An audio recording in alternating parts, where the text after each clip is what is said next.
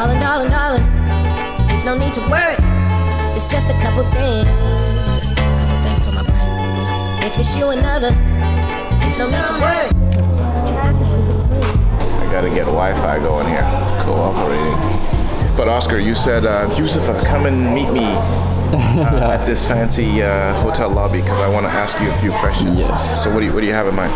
It's all about buying businesses, and you talk about like different sizes. What is a good size of business to buy? Firstly, there's no rules. You can do whatever you want, whatever makes sense for you. Personally, I've just sort of decided that 5 million is the number, revenue-wise. I operate in England, so 5 million pounds revenue at least. I used to think that like businesses that did 10 million pounds in revenue were real businesses and had systems and processes and had layers of management, and they had done the thing the same way for decades. I've come to discover that in many cases these are just scaled up versions of small businesses, which is okay. That's just how it is. But essentially you're gonna have the same challenges, and it just is not really that much worth it if the companies are too small. That's one thing. Secondly, I don't like to operate companies. I'm not an operator. I'm an investor. That means that the business needs to generate sufficient revenue, therefore make sufficient profits from that revenue in order to absorb a professional manager and a professional management team. If you pay in bananas, you get monkeys. That's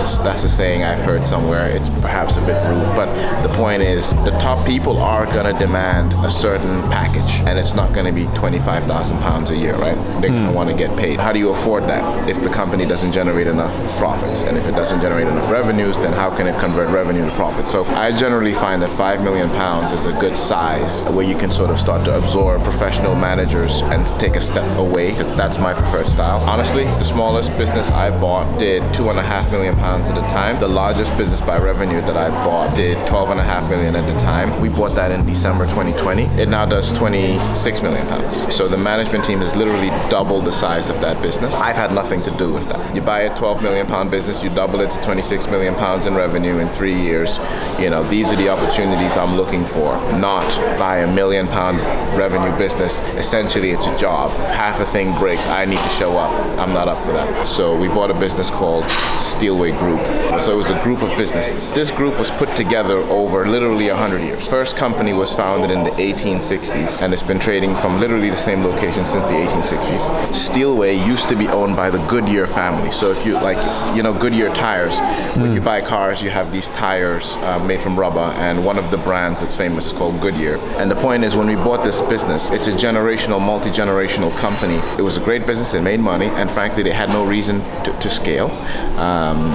They were happy at the level it was, and it was a very profitable business at that level, so why scale? But we had other ambitions. Our ambitions were to sort of elasticate, break a few things, put in people, new people, put in fresh faces, management team and managers.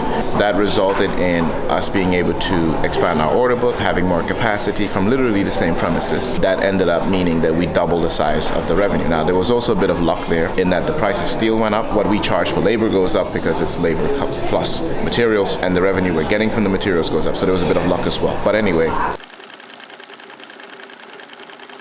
my daughter and I, we do this thing where like we just hang sometimes. I've branded it as a daddy-daughter day, which as it is, and now it's a thing. So today we're having a daddy-daughter day. I'll tell you when I get excited, man. Let me move this chair. Dude, I get excited when I find a company that's doing like 25 million pounds in revenue. I came across a company that was doing, 34, 35 million pounds in revenue, 2 million pounds in EBITDA, 2.5 million in EBITDA. When I can see a path to closing those deals, dude, I literally like start to shiver. A lot of this for me is ego, man. I mean, I'm just trying to see like how far can I push this, and it's a giant scoreboard. So this shit is pain and suffering times 20. What's the formula for success? for you? Pain and suffering times 20. We talked about control, employment, and ownership. Yeah. And I didn't include it because it didn't make sense at that time. What I didn't realize, called it 8 years ago, was there's actually 3 levers in any business.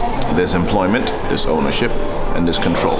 These 3 levers are completely divorced. Now, when you start a one-man band consulting company, you are the employee, you are the owner, because no one else owns it. And you control it because it's just you, Harry, or whatever the hell your name is, right? You're the one-man band consultant. However, when you run a corporation or a company that has multiple shareholders, for example, Northern Industries, we now have 31 shareholders. Things change. So at Northern Industries, sure, I'm the founder. I named it. I gave birth to it, but at the end of the day, I'm employed. I'm an employee. My job is the CEO. I'm the CEO of Northern Industries, meaning I have an employment contract. I have some ownership. I happen to own 16.85% of this group of steel manufacturers called Northern Industries, so I have some ownership. The ownership part, that sort of regulates your participation in the profits. That's your profit participation. As an owner, you get to participate in any net profits if there's a dividend. And the last piece is control. Control comes in many forms. So if you happen to be on the board of directors of a company, so for example, let's say I joined the board of Disney, as a board member, perhaps one of 12 or one of 8, I have significant control over the Disney organization. So control comes in different forms, including control through a board mandate, or you can have control just through the sheer number of votes that you have. Now the point is, these 3 things are divorced: employment, ownership, control. And it's important to get your head around that if you're an entrepreneur building a business, because you need to know what instruments you're pulling on. So when I take actions, I need to know, am I acting as the CEO? Am I using my executive powers now? Or is it because I am a member of the board and therefore I'm using that control? Does my vote carry more weight because I'm the CEO? No one gives a dog shit about the CEO's vote if you have donut shares. Then it's just an opinion. It is the shares that I'm pulling on and saying, hey guys, I really think we should do that thing. I'm both employed, I'm also the owner, and I'm also the control of my own company. What should I outsource, or should I just keep doing that, or should I focus on I like the stop question. being an employee? So you are a one-man band consultant? Yes. The first thing I would do, and I already know, Oscar's gonna fail this test, guys. Here's a test, he's literally gonna fail this life. Oscar, do you have an employment contract with your own media agency? Yeah, I actually have. He passed. I actually do. Well done. I actually do. Well done. Yeah. Okay. Yeah. Okay, Oscar. Hey, magnifique. Yeah. You're supposed to. You are an employee. So you are employed as the managing director, media director, call it whatever you want. So now people will watch this and say, hey, if I own my own consulting company, why the hell should I get an employment contract? Well, let's talk about that. Okay, let's talk about when this matters. Let's use a different person, because I don't want to bring any bad clouds over Oscar, but let's say another guy, Joe Schmo, has his own consulting company. And let's say it's somewhat successful. Let's say he makes €500,000 in revenue, and all right, pre-tax, maybe 150,000 euros, okay? But let's assume that because he's been successful for a few years, or she's been successful for a few years, they make a lot of aggressive decisions, take on some liabilities, and eventually that company goes bankrupt. Now let's talk about bankruptcy law. If you are not employed, there is no legal governing framework that governs your ability to extract economic value from your own company. And what that means is, in the bankruptcy, what happens is the courts put someone like an accountant or a lawyer to administer the bankruptcy. It's an administrator, and one of the administrator's duties is to try to recover money on behalf of the creditors, because you only go bankrupt if you owe money and cannot pay. You don't go bankrupt for failing to generate revenue, and you only go bankrupt when you have debts that you cannot pay.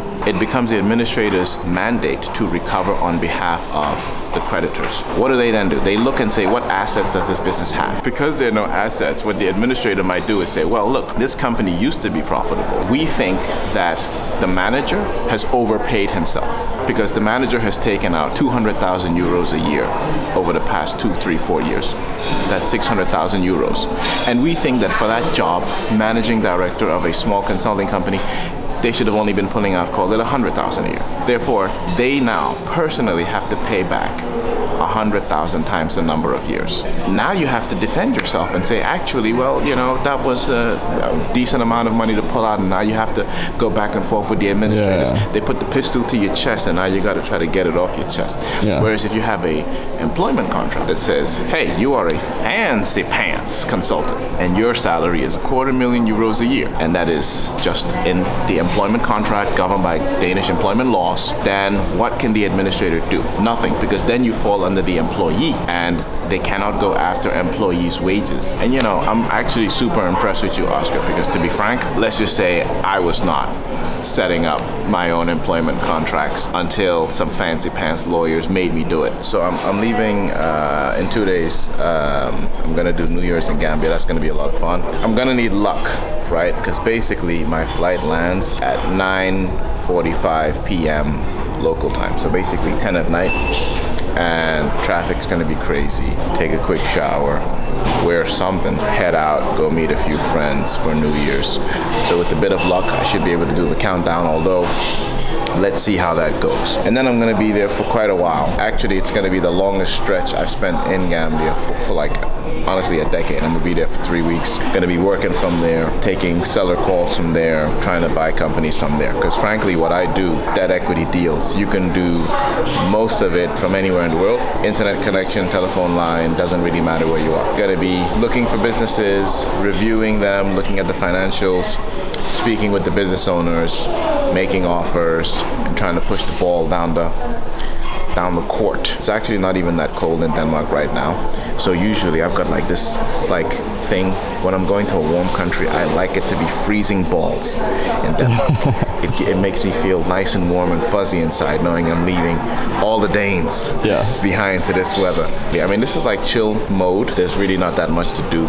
Everything's been done. Christmas season. It's so funny, like people go on like holidays knowing some of the activities that they're gonna have to do when they come back. So people kind of know what emails they have to follow up on, what people they have to chase. So I've got a few things in my mind. If your name is Paul and you're watching this, I haven't called you because I already know what you're gonna say. You're gonna say, all right, it's the Christmas season, mate. But next week I'm gonna be calling you, Paul. We're trying to refinance the HVAC business that we just bought, get a new tranche of debt in. Paul is running that process, so I just want to check in on that. But he's crushing it, so. Darling, darling, darling, there's no need to worry. It's just a couple things.